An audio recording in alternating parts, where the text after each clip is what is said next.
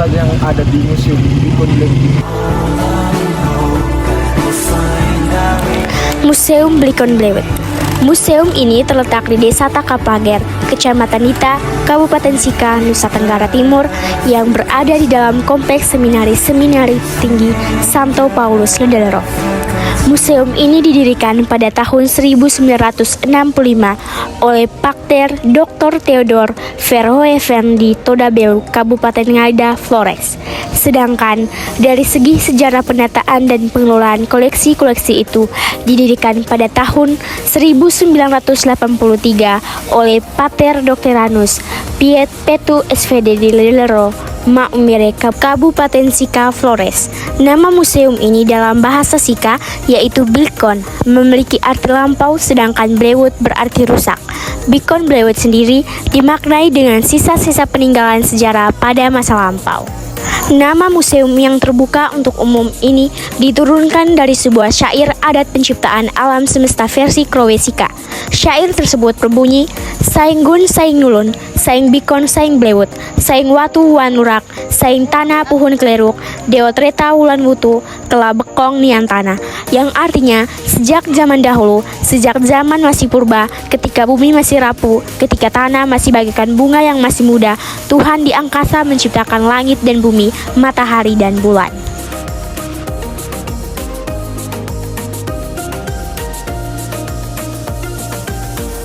Di dalam museum ini kita bisa menemukan fosil tengkorak dan kerangka manusia yang menurut penelitian Universitas Leiden dan Utrecht di Belanda, fosil tersebut berasal dari ras Proto Negrito-juga II, anggota spesies Homo sapiens atau orang modern. Di sini juga ada fosil manusia hobbit. Selain itu, di museum ini ada fosil gajah purba Flores yang ditemukan di Ola-Bola pada tahun 1986. Usia fosil gajah ini berumur 3000 tahun sebelum Masehi.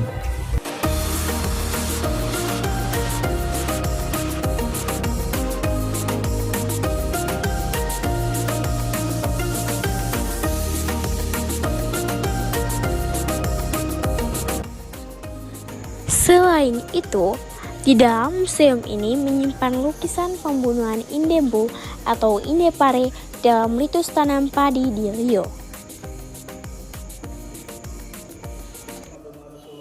Nama mereka ini diberikan kepada nama-nama jenis padi.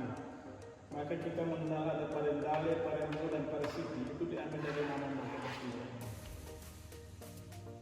Jadi kalau dikatakan padi itu asal dari darah daging gadis, itu tidak benar.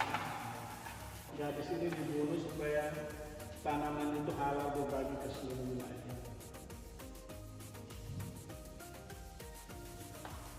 Dari kejadian awal ini, waktu gadis ini dibunuh, semua pemuka tokoh-tokoh adat, tokoh-tokoh masyarakat di seluruh wilayah diundang untuk datang ambil itu padi biji padi yang sudah dicampur dengan darah daging gadis ini. Semua bawa kemana-mana. Waktu itu orang Paluwe juga datang, mungkin tidak ada persiapan, mereka mendarat, mereka ambil bako. Padi itu mereka masukkan dalam bako, dalam perjalanan di laut menuju ke Paluwe, padinya tumpah semua. Dan menurut kepercayaan orang Paluwe, padi itu tumpahnya terakhir tumpah persis di pinggir pantai. Mau ke pantai sudah masih di laut, tapi masih sudah dekat pantai. Semua padi itu tumpah di situ. Sehingga sampai sekarang kalau air laut surut di tempat yang kepercayaan mereka padi tumpah itu kelihatan ada satu kumparan, ada satu macam bukit kecil. Itu pasirnya tuh bentuknya macam persis biji-biji padi. Dan di tempat itu orang Paluwe ambil airnya tawar itu di tempat itu. Lalu karena ada hubungannya waktu mereka ambil ini kan ini upacaranya sakral sekali. Karena orang Paluwe dianggap tidak menghargai pengorbanan gadis ini sampai padinya tumpah semua, maka di Paluwe itu tanam padi juga tidak akan tumbuh. Dan orang Paluwe kalau tanam padi di mana mereka tanam tidak akan tumbuh.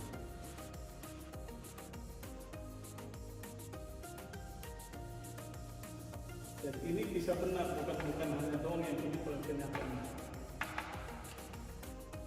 Lalu sebelahnya kenapa ada gambar tiga? Ada gambar gading, ada padi dan ular. Jadi itu kalau di tengah sawah atau ladang di rata-rata kita di Flores ini, kalau di tengah sawah atau ladang saat padi menguning lalu ada ular besar, biasanya ular piton ya. Kalau orang Riau sebut sawah, sampai kita orang Meri bilang sawah liar itu. Di tengah sawah atau ladang saat padi menguning terdapat ular itu, maka pemilik sawah atau ladang itu dia percaya bahwa panen di tempat itu akan berlimpah. Dan mereka percaya ular itu jelmaan dari arba gadis yang dibunuh. Ini salah satu dasar kenapa pulau disebut Pulau Flores, Pulau Ular, Nusa Nisa itu kan Pulau Ular. Salah satu percaya bahwa ular itu simbol kesuburan. Atau kedua misalnya, rata-rata orang Flores itu kalau ada ular masuk ke rumah, orang di rumah lalu tidak boleh usir atau bunuh. Mereka bilang yang datang itu nanti. Lalu fakta di Flores yang banyak ular. Kamu di Manggarai itu di Lembor ada 2 istana ular itu. Jadi itu bukti bahwa Flores itu pulau ular.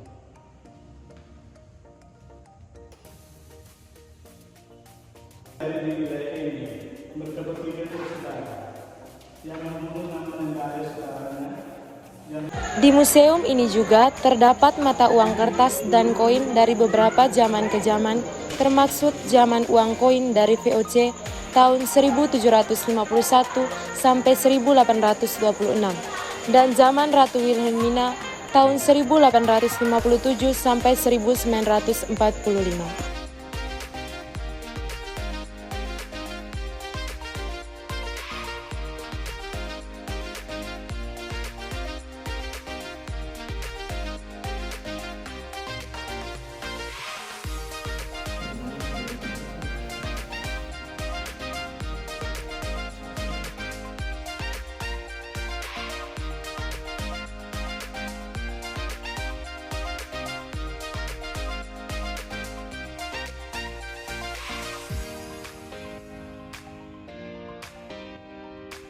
Tersimpan berbagai keramik yang berasal dari luar negeri, antara lain dari Cina, Vietnam, Kamboja, Thailand, Jerman, Belanda, Prancis, dan Irlandia, yang ditemukan di berbagai daerah di kawasan Nusa Tenggara Timur.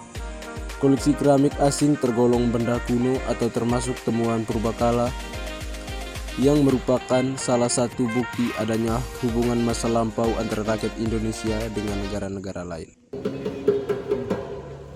Jadi macam tifa gendang itu ditiru dari ini, cuma dirobek badannya ini, tabungnya itu dari kayu, lalu bidang pukulnya itu dari kulit hewan. Tapi asli yang dulu tuh mereka pakai daun kurung. Tapi kalau di alam mas kawin kita di Mumber ini khususnya orang Jawa Pulau Batu Belapi mereka pakai untuk upacara menanam padi. Jadi kalau besok mau menanam padi malam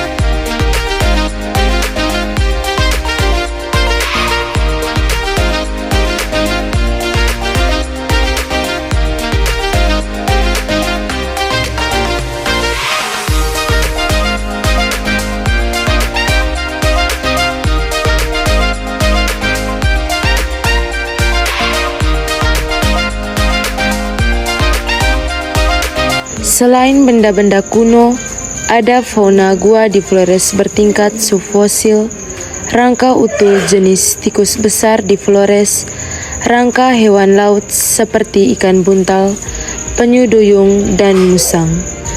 Ada miniatur peledang perahu di Lembata, topi anyaman dari Manggarai, dan dari daerah-daerah lainnya.